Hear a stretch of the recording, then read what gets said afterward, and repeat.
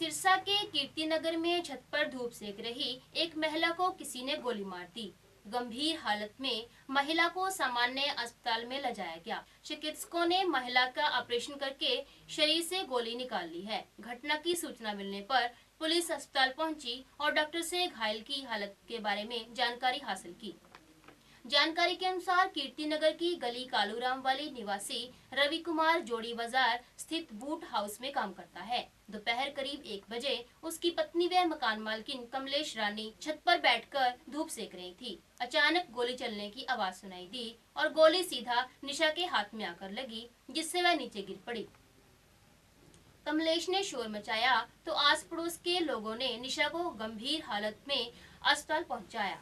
घटना की सूचना मिलने पर पति रवि दुकान से सीधा सामान्य अस्पताल पहुंचा। डॉक्टरों ने निशा का ऑपरेशन करके हाथ में धसी गोली बाहर निकाली।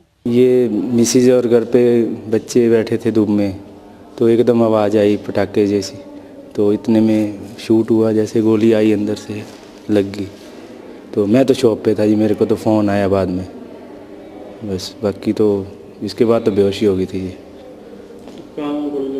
गोली यहाँ लगी है मोढे में जी।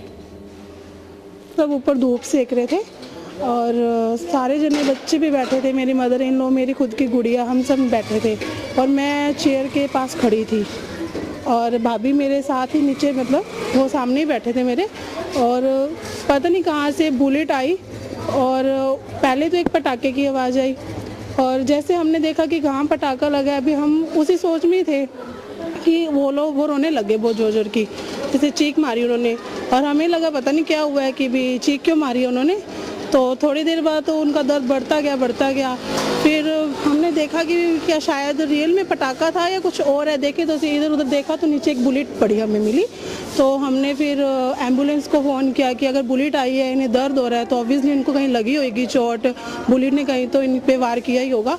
तो जब हॉस्पिटल गए तो पता लगा कि उनके मोढे के आर पार हो गई है बुलेट। और फिर डॉक्टर्स ने कहा कि भी अगर 4 इंच की दूरी भी नहीं होती और सीधा दिल के आर पार हो जानी थी और फिर उनको बचाना बहुत मुश्किल हो सकता था।